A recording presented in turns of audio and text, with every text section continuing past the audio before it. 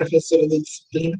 Boa tarde para vocês, sejam bem-vindos e bem-vindas de novo. Vamos começar a aula com alguns informes. Meu Moodle está todo atrasado, inclusive o Moodle está, dificultando a nossa vida, porque toda hora ele está caindo. Ontem mesmo eu não consegui entrar nele nem um minuto.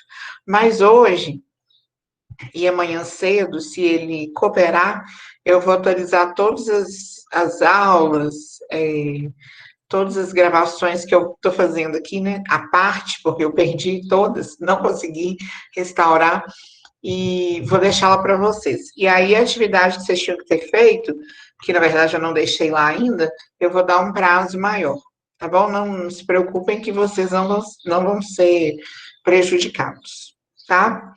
A aula de hoje, deixa eu ver se ela tá no jeito aqui para a gente começar. Tá no jeito. Sobre nutrição do escolar, tá?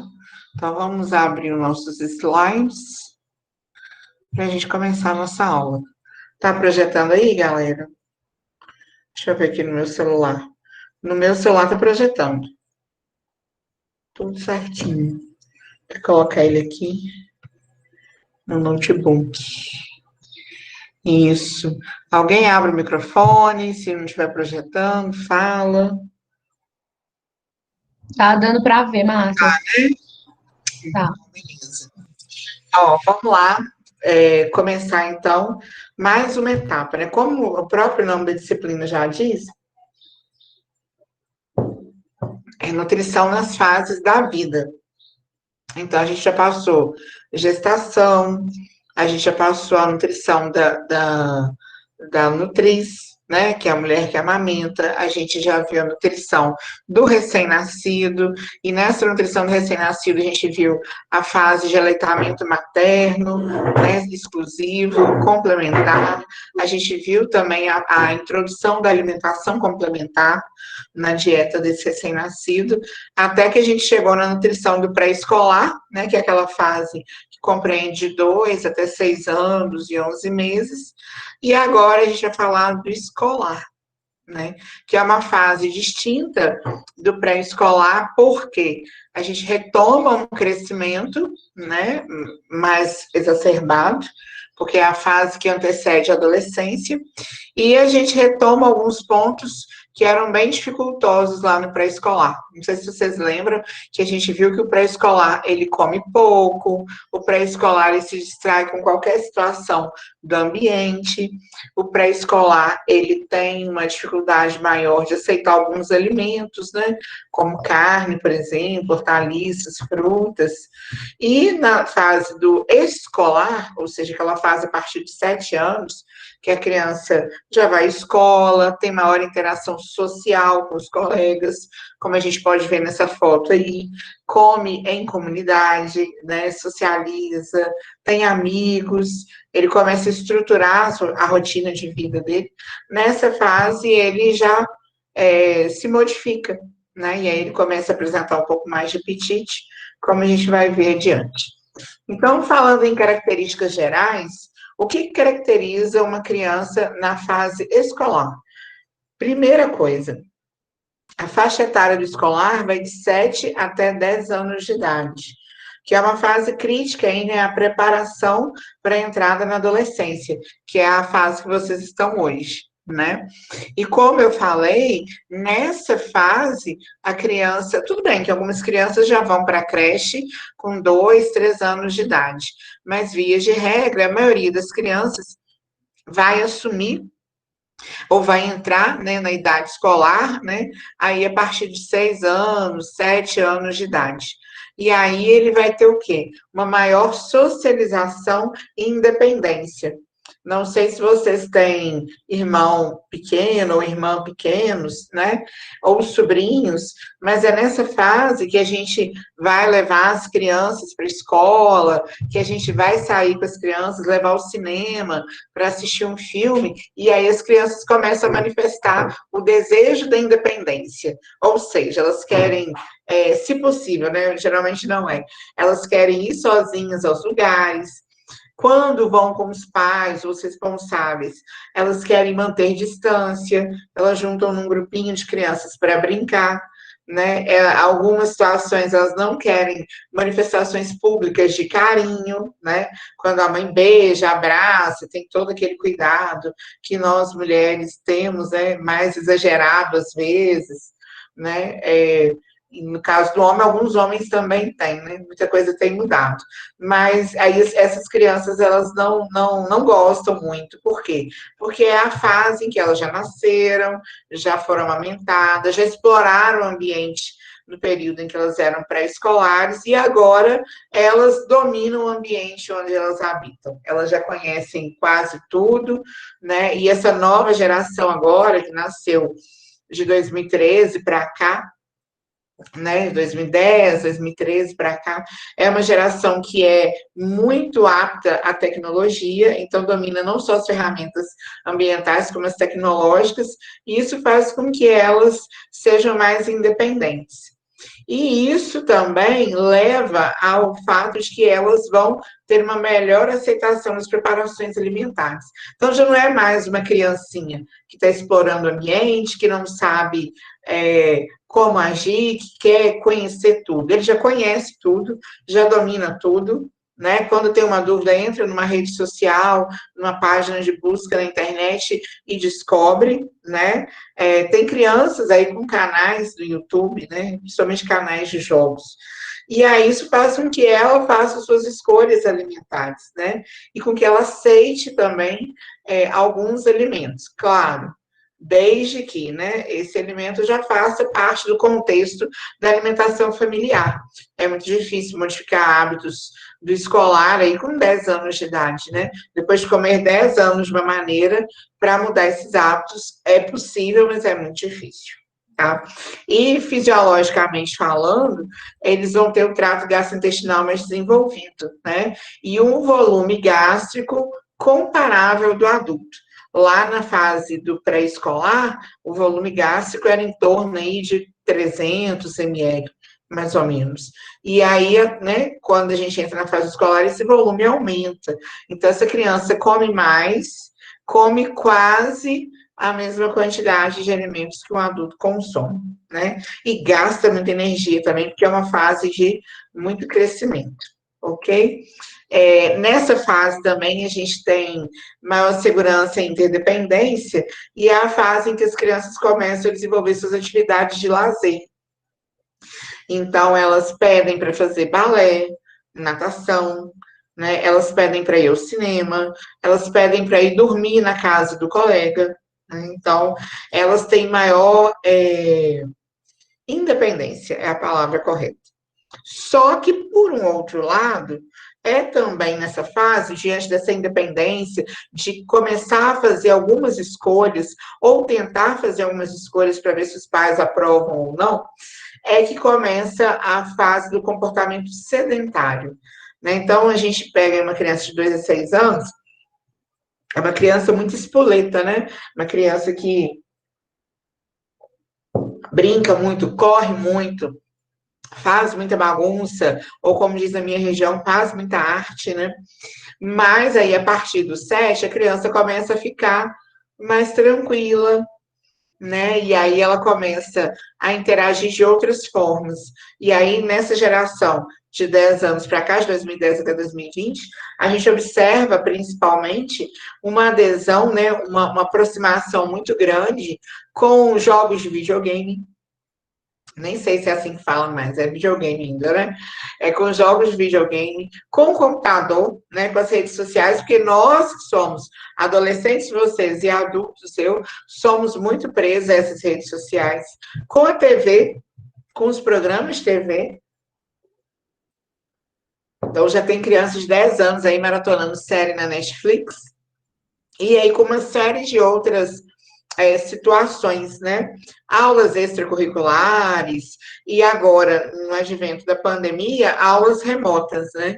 Então, a pouca mobilidade que essas crianças, que esses escolares tinham, de ir até a escola, talvez ir até um clube, fazer uma aula diferente, agora não tem mais. Estamos todos trancafiados dentro de casa.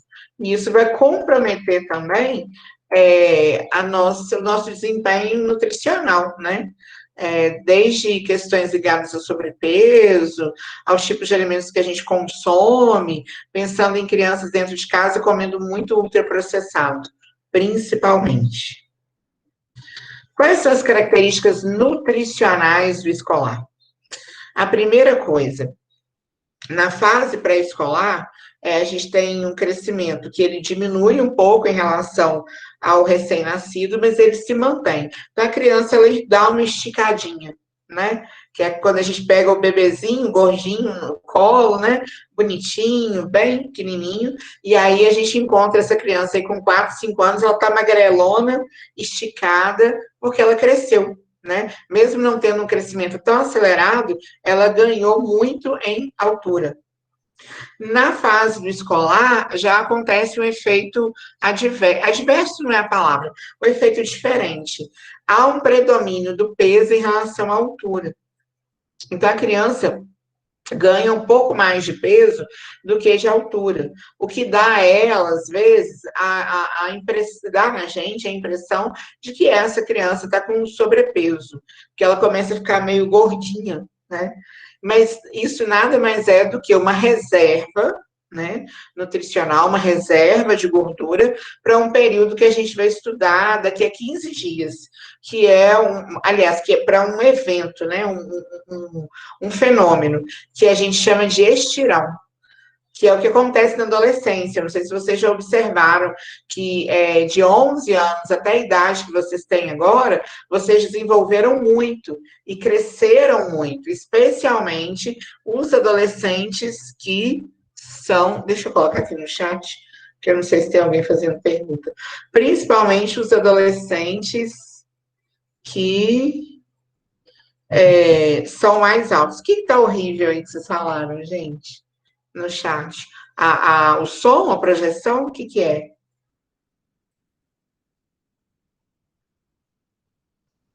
Foi Yasmin Stephanie. O Moodle. O Moodle. Nossa, enfim. Não vamos comentar. Tadinho. Hoje eu falei na turma do segundo ano que acho que ele tá cansado também.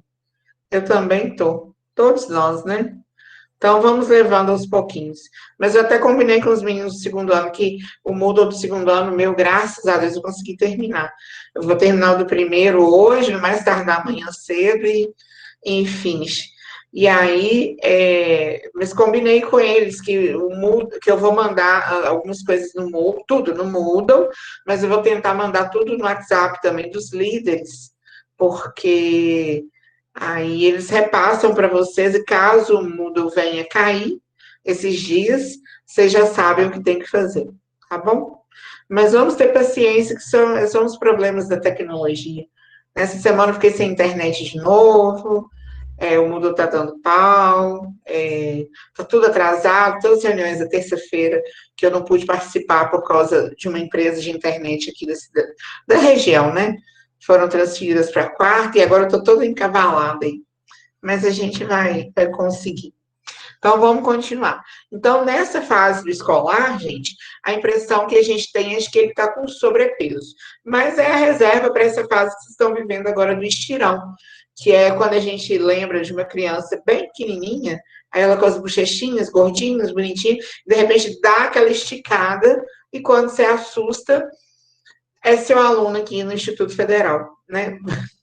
Várias situações, né? Não só aqui nessa turma, né, do primeiro ano, que tem uns 2 ou 3 casos assim, que eu lembro, né, das crianças pequenininhas, e aí dá aquela esticada, vem no primeiro ano, vira meu aluno, daqui a 3 anos sai mais alto do que eu, né, e tá formando, e quando a gente assusta, passa 5, 7 anos, as pessoas voltam para trabalhar na cidade, empregadas, formadas.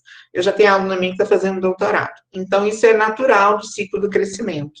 Assim como esse pequeno acúmulo de gordura.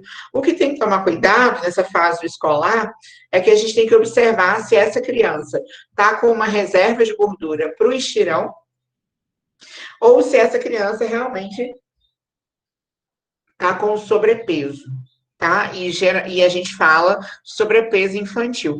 e engloba aí o escolar, o pré-escolar, né? E até uma parte dos adolescentes. Mas não é correto a gente falar obesidade infantil, embora a gente encontre isso em vários sites aí na internet, tá bom? Então, essa criança escolar gordinha é normal, digamos assim, se encontrar nessa fase. Outra mudança, né, que a gente tem como característica nutricional é o apetite voraz. Apetite voraz é porque o escolar ele come bastante e aí ele volta a comer bem. Lembra, né, que o pré-escolar tinha dificuldade, a gente pensava estratégias, não dava chantagem, não trocava doce em troca de comida. Com o escolar não precisa fazer isso. Com o escolar, se você der um doce em troca de comida, ele come a comida, ele come o doce, ele pega um pacote de biscoito, abre e come. Muitas das vezes os pais se veem às voltas para poder controlar esse apetite tão voraz dessa fase. Né? Tanto que se a gente encontrar um escolar que não tem esse apetite, que não está comendo bem, né, que está com dificuldade de comer, é interessante a gente averiguar, investigar o que está acontecendo. Se ele não está depressivo, se não aconteceu alguma coisa na escola, perdão, eu estou cansada, se não aconteceu alguma coisa na escola, se não brigou com um amigo, se não sofreu bullying, né? Se essa criança não foi molestada sexualmente, e é claro que isso é uma preocupação que a gente tem que ter em todas as fases, né?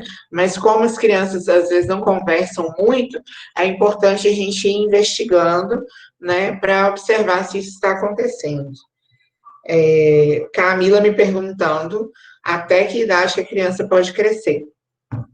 Camila, depende. Meninas crescem até elas menstruarem, né? Até o período da menarca, da primeira menstruação. Então, e um pouquinho depois, né? Digamos que aí vou chutar mais ou menos uns 2 a 3 centímetros após menstruar. Então, se menstruou com 14 anos e tinha 1,70 m, então pode ser que você chegue aí até 1,73 m.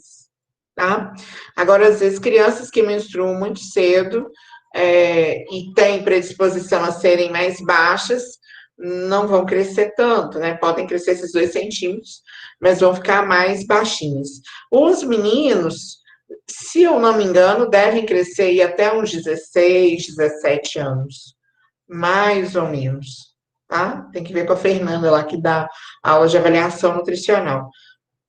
Mas os meninos crescem um pouco mais, e por isso, até que, na maioria das vezes, os meninos, nem em sua grande maioria, não é uma regra, mas em sua grande maioria, eles são mais altos do que nós, meninos, porque eles não têm menarca, né? Eles não têm esse período de menstruação. Então, a menarca, ela vem marcar o quê? A maturação da menina, né? Ela já alcançou a altura necessária, já alcançou a maturação de óvulos, né, no seu organismo, teoricamente, e já está pronta para reproduzir. Se nós fôssemos animais selvagens, silvestres, né, essa explicação para a gente bastaria, né? Mas a gente, como nós somos seres pensantes, a gente sabe que a menstruação marca só essa maturação fisiológica, mas que não é uma obrigatoriedade da menina se reproduzir. Até porque está maturando, mas está muito jovenzinha ainda, e ela pode incorrer em abortos, né? E até em risco de vida, dependendo de que idade que essa criança, que essa adolescente ou criança, né, engravidou. E outra característica também, que aí na fase escolar a criança deixa de tomar leite. Ela começa a tomar menos leite, porque aí ela já começa a se interessar por outros alimentos.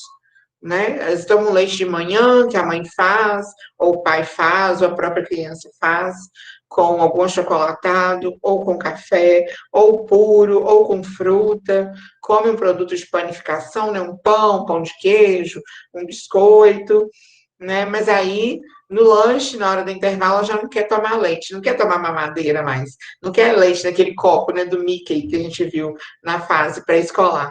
Quer suco, quer refrigerante, quer, enfim, qualquer outro tipo de bebida, exceto leite, né? E aí, quando a mãe vem dar o leitinho, dependendo da criança, ela ainda rejeita, né? Porque ela se sente envergonhada.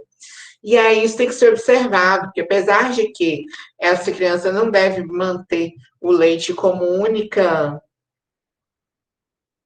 Ah, tá todo mundo lamentando aqui, porque não vai crescer mais. Não, gente, calma, dependendo de quando vocês menstruarem, vocês crescem aí uns 3 centímetros. Mas assim, mais 10 centímetros, não, provavelmente não. Eu também queria, sabe? Eu menstruei com 11 anos, eu queria ter crescido mais uns 10 centímetros. Queria ter esse corpo aqui com 1,70 m, aí eu já dava uma afinada, né? Apesar de que eu não me incomodo em ser gorda, não. Eu me amo mesmo, assim, do jeito que eu sou. Eu só me incomodo quando eu não cuido da minha saúde. Cuidando da minha saúde, posso ter o formato que for. Mas fiquem tranquilas, a gente tem que entender que a gente não tem que atender os padrões, não. Tem gente que vai ser bem baixinho, tem gente que vai ser muito alto, muito, muito alto. Tem gente que vai ficar aí nessa coluna do meio, né, da mediana aí, nem muito baixinho, nem muito alto.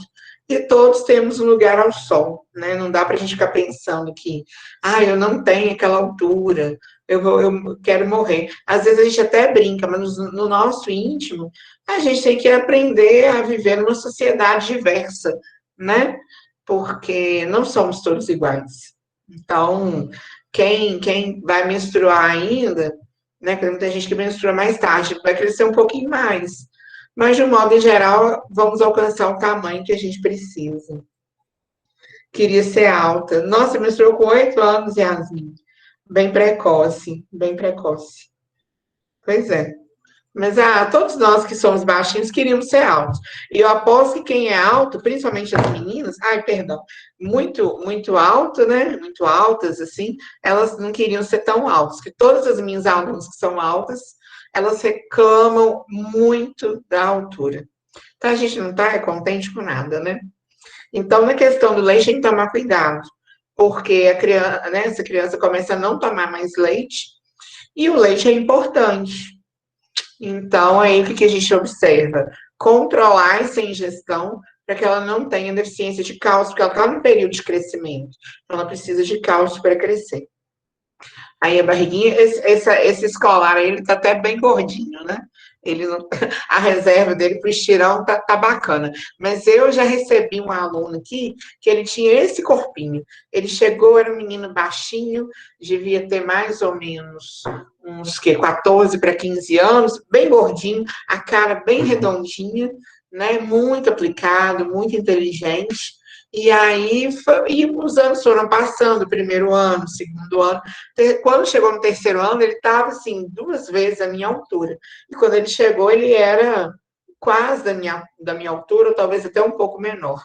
Em 3 anos, ele deu uma esticada, né, que é o que a gente chama de estirão, e toda aquela reserva de gordura que ele tinha foi consumida. E aí, hoje ele está um rapaz alto, magro, esbelto, passou, se eu não me engano, eu não sei se é na UFJF ou na UFMG, mas, enfim, já passou no Enem, já vai fazer um curso esse ano, aliás, já está fazendo, né? À distância, né? Ensino remoto. E cresceu, né? Então, essa é uma característica dessa fase. Por isso que essas crianças nessa fase, a gente tem que olhar com muito cuidado, né? Para ver se é o estirão, se não é sobrepeso, para ver se o padrão alimentar dessa criança está adequado, se ela está comendo fruta, verdura, se ela não está muito ociosa, né? Aí uma foto que caracteriza, né? Nessa fase acaba a inapetência. Nada de inapetência comportamental, nem fisiológica, porque a criança come bem, come bastante. Né? Como eu falei, em algumas situações a gente tem que controlar, até para não comer muito. Tristeza de ver essa foto. Ai, Verônica. E aí, o importante é a gente localizar essa criança no contexto de uma alimentação saudável, né?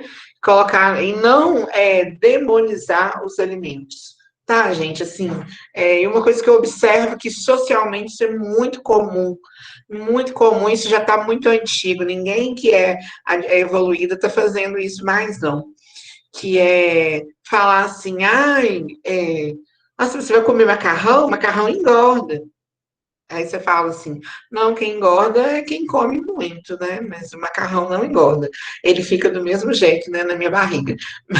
E responder coisas assim. Então a gente não pode ficar demonizando. A criança precisa comer pão, macarrão, biscoito, brócolis, tomate, alface, suco de fruta. No final de semana ela vai comer uma pizza com a família, vai comer um hambúrguer, vai para a roça, comer a comida da avó, nadando na gordura, né? Mas como dizia minha mãe, lavagem de um dia não engorda capado, né? Então, tranquilo, né? Não pode ser um hábito, né? E para a gente saber se é um hábito, é só a gente pensar, né? Nos últimos 30 dias, a gente repetiu aquela situação pelo menos assim uma vez por dia? Se não, é porque não é um hábito. O hábito é comer arroz com feijão, né? O hábito é tomar café da manhã para quem toma todo dia. O hábito é tomar banho, né? Que a gente toma todo dia até 2 vezes por dia, né? Pelo menos assim eu espero, né? Já que vocês fazem CHS comigo. Então, não vamos demonizar, vamos colocar essa criança no contexto de uma alimentação saudável para ela crescer com uma mente menos castrada, né? Com possibilidade de escolher seus próprios alimentos e para ela crescer com vontade de comer todo tipo de alimento. Ai, o povo rindo da minha cara, Eloane. Agora, uma outra característica que tem nessa fase é a omissão do café da manhã, né? Às vezes a criança estuda de manhã, acorda tarde, vai correndo para a escola. Às vezes a criança acorda e não quer comer o café da manhã em si, ou então quer dormir um pouco mais e opta por não tomar café, né? Eu mesmo já falei várias vezes isso. Entre dormir e tomar café da manhã, eu prefiro dormir. Hoje em dia estou modificando. Hoje em dia não, na verdade, desde que eu vim para São João, modifiquei muito isso, né? Porque a gente é adulto e a gente cuida da gente mesmo. Se der um BO é a gente que resolve, então a gente evita que esses BOs ocorram, né? Então, o café da manhã é uma refeição muito importante e ele tem muita influência no raciocínio do escolar, porque é a primeira refeição do dia, né? E se esse escolar dormiu aí de 8 a 10 horas, se ele não tomar café da manhã, ele vai ficar aí mais de 12 horas sem comer. E isso vai fazer mal, né? E não vai colaborar com o aprendizado, tá bom?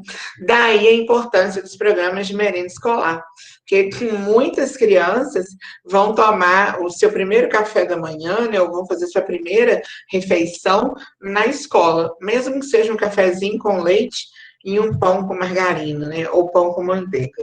Mas é uma refeição que vai aumentar a energia no corpo, vai deixar a criança mais desperta e vai fazer com que o aprendizado dela seja potencializado, tá? Aqui tem até um estudo da Secretaria de Saúde de São Paulo, né? Um artigo falando que o café da manhã pode ajudar a melhorar o rendimento escolar das crianças.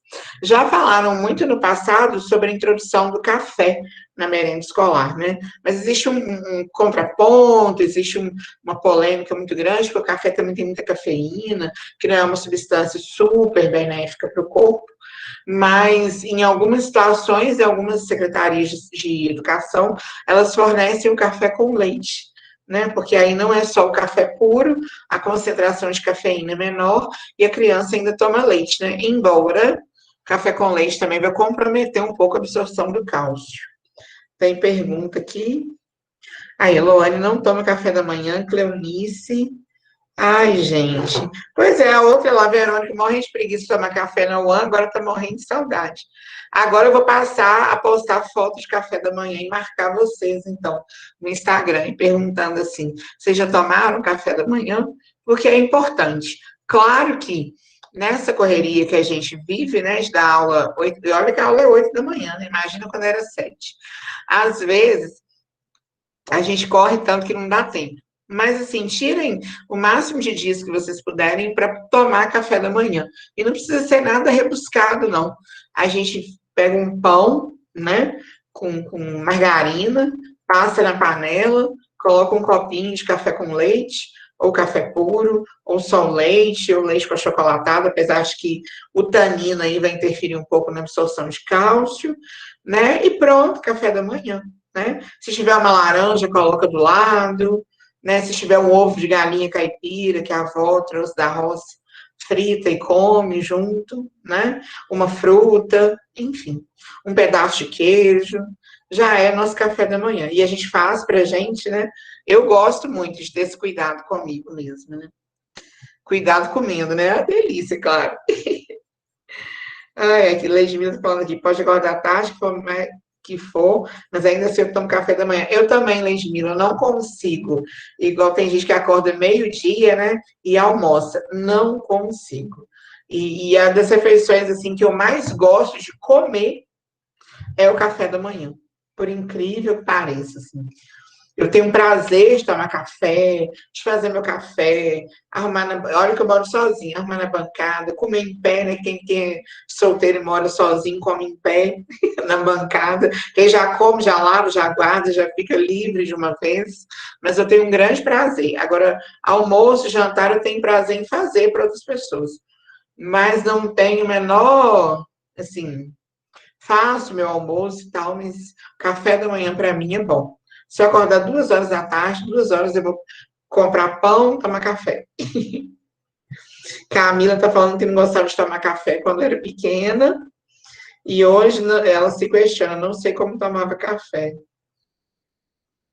Como não tomava café. É, mas, Camila, o hábito alimentar, ele muda um pouquinho os gostos, né?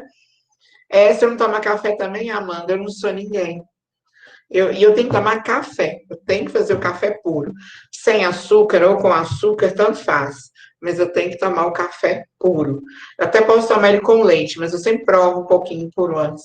Aí eu tomei café, pronto, meu dia começou. Tomei banho, tomei café, comecei meu dia.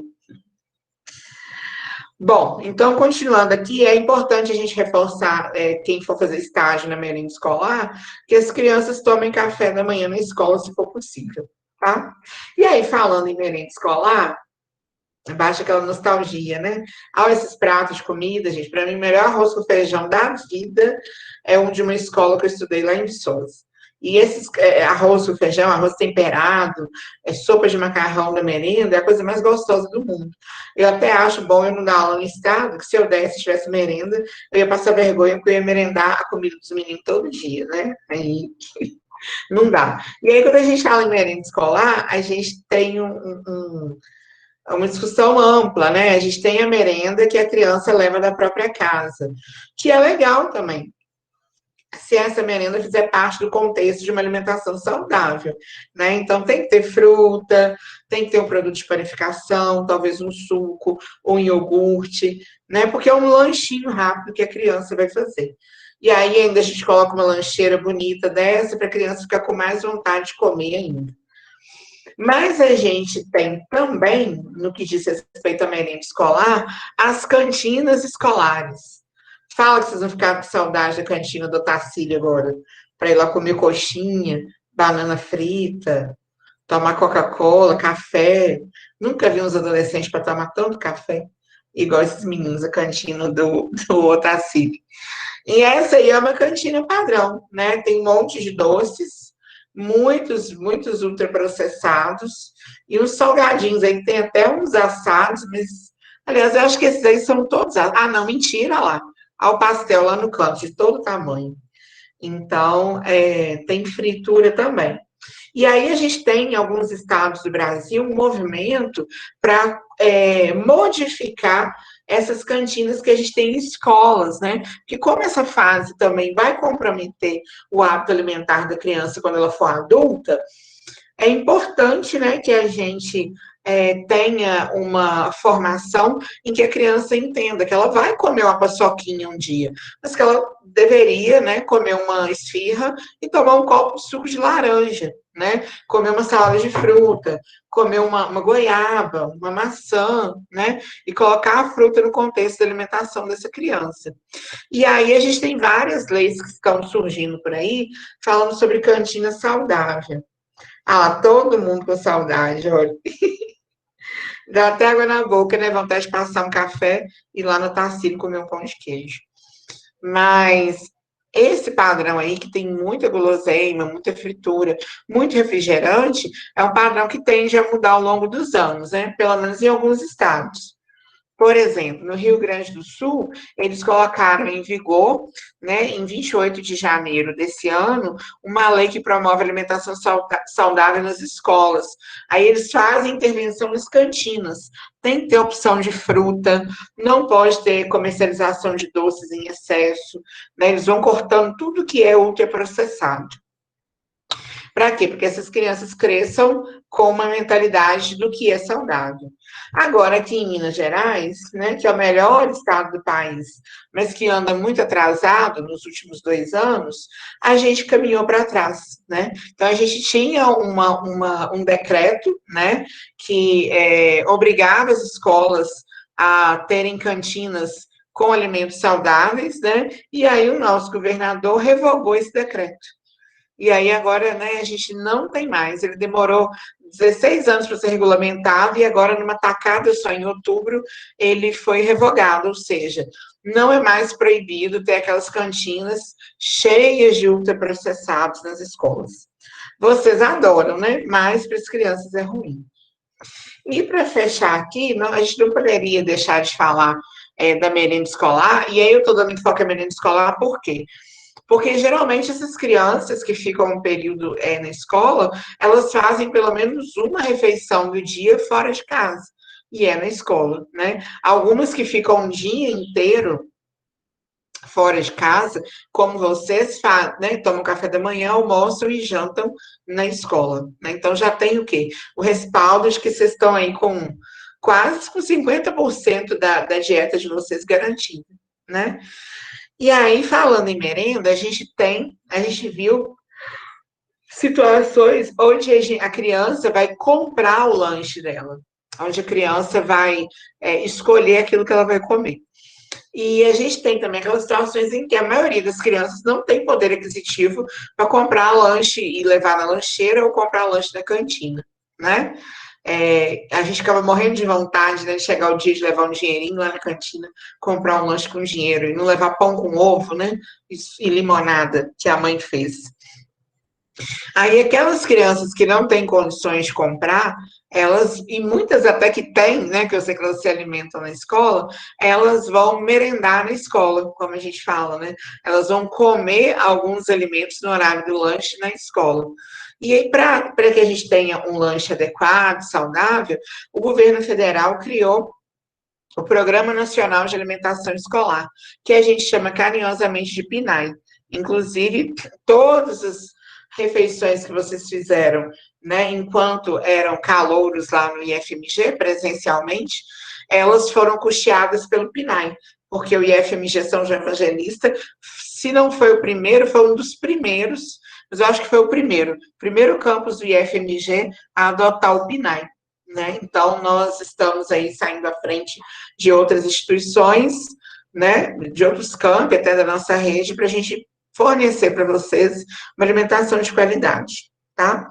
E aí, esse PNAE, ele vai atender a todos os estudantes de educação básica, tá? Vai ser repassado uma verba, né, em função do número de alunos que se tem, para estados, municípios e para as escolas federais. Então, as escolas do estado recebem, né? Se quiserem aderir ao PNAE, porque elas têm que aderir ao PNAE. Se quiserem aderir ao PNAE, elas vão receber um volume de dinheiro por ano para poder comprar produtos para enriquecer a merenda escolar.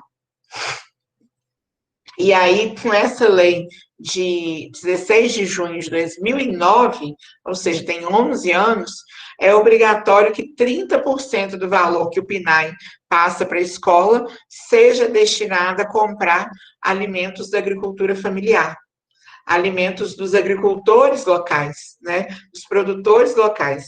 E aí, com isso, a gente tem crianças comendo bem, crianças bem nutridas, e em algumas situações os próprios pais dessas crianças são agricultores familiares e vão vender esse produto para a escola e vão ganhar um dinheiro para sustentar a sua família. Tem pergunta aqui. Tá com saudade até da fila da UAN, Catarina? Gatilho, né? Que gatilho, Bárbara. Ah, pois é, uma hora a gente volta, né? Perdão, o que eu fiz aqui? Deixa eu voltar. Voltei. Eu já até fui lá no campus, mas ultimamente eu tenho evitado porque eu fico numa nostalgia, querendo ficar lá. Falei, daqui a pouco eu fico aqui, pega um coronavírus e fico doente. Aí eu tenho evitado ir lá.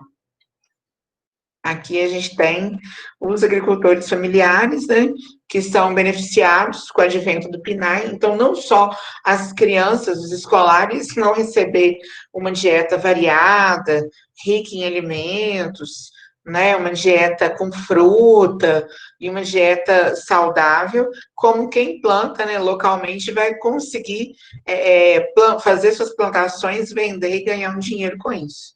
Eu sou da comissão do PNAE aqui do campus, e uma vez o diretor financeiro, o Paulo Modesto, estava contando que essa região aqui é uma região muito difícil para arrumar emprego, né? Assim, não tem muitas oportunidades. E é muito difícil também para a agricultura familiar, ela tem que ser fortalecida. Aí o Paulo Modesto estava me contando que chegou um produtor rural, né? Eles recebem uma notinha, né, com o valor do pagamento. Agora, eu não sei se eles vão até o banco sacar o dinheiro ou se cai na conta deles. Mas eles recebem uma notazinha fiscal com o valor que eles estão recebendo pelo produto que eles entregaram, né? E aí, é bom falar também que quando o Zé entrou na direção, ele aderiu ao PNAE e ele reverteu, se eu não me engano, 100%, né, da verba que vem para comprar os alimentos da agricultura familiar local.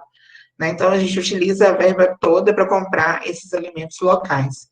E aí, esse senhor, que é agricultor, né, produtor, agricultor familiar, quando foi receber o dinheiro, recebeu uma notinha, gente, de R$ 800. O que é R$ 800? Não é nem o salário mínimo. E esse senhor chorava, chorava, porque depois de vários meses, era a primeira vez que ele estava recebendo uma quantidade grande de dinheiro na mão dele. Né? Então, quando a gente pensa no PNAE, a gente não está pensando somente no aspecto fisiológico do escolar, não. Realmente, ele vai comer, ele vai ter uma merenda boa, ele vai comer verdura, vai comer fruta, né? Aqui eles dão até rapadura para vocês. E parece que agora, né, desde o início do ano para cá, agora porque não está tendo aula, mas eles vão poder comprar produtos cárneos também, né? E produtos de panificação, então broinhas, biscoitos, etc. E aí, mas a função social é muito grande também, né? Então, o advento social de implantação do PNAE em uma comunidade é muito importante, porque vai garantir saúde para os escolares, e a gente pode achar que isso é uma besteira, mas faz toda uma diferença, principalmente para quem, às vezes, é de uma família muito pobre e que não tem comida direito em casa. Muitas das vezes, a única refeição mais poupuda que esse escolar vai fazer é a merenda escolar, né? É a merenda do PNAE. E aí a gente tem também os produtores locais trabalhando, ganhando seu dinheiro honestamente e dignamente. Isso é muito bacana de se ver. E por hoje é só. Terminei. Vocês têm alguma dúvida?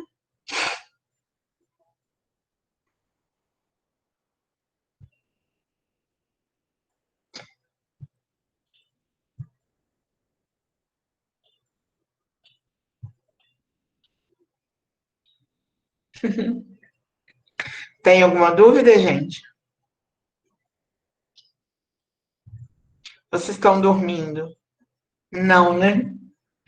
Então tá, eu vou atualizar lá o Moodle, e assim que ele estiver disponível, eu aviso. Ai, meu Deus, Catarina na N1A, não é? E Débora na N1B. Acertei? Acertei, né? Não, é a Yasmin. Na nossa região aqui faz diferença demais.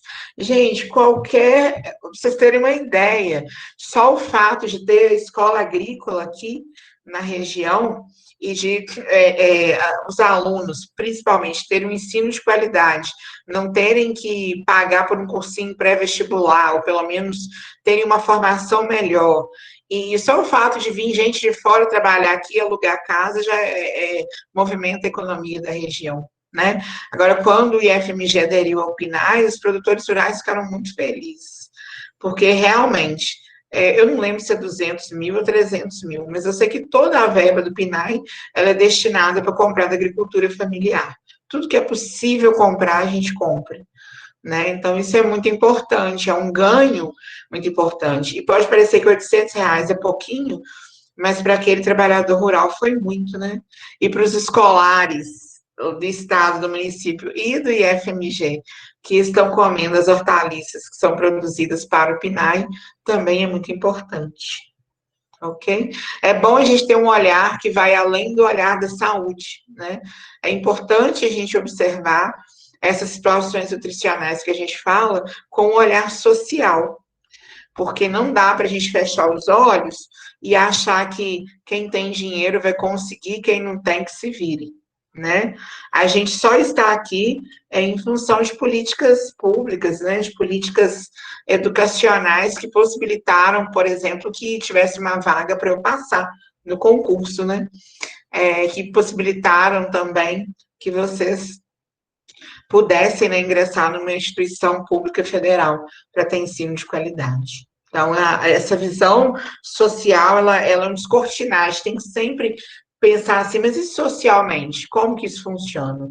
Como que acontece, né? Então, se vocês não tiverem nenhuma dúvida, eu vou me despedir de vocês. Vou desejar um bom resto de quinta-feira, né? Resto ficou pesado, feio, né? Vou desejar um bom final de quinta-feira para vocês. Muitos TBTs lá no Instagram. E amanhã a gente volta falando de cocô na comida. Mentira, a gente vai falar de. Não é cocô na comida. A gente vai falar de salmonela e eu acho que de Escherichia coli. Então a gente vai falar de cocô na comida, sim, né? Então tá, beijo, um beijo para vocês.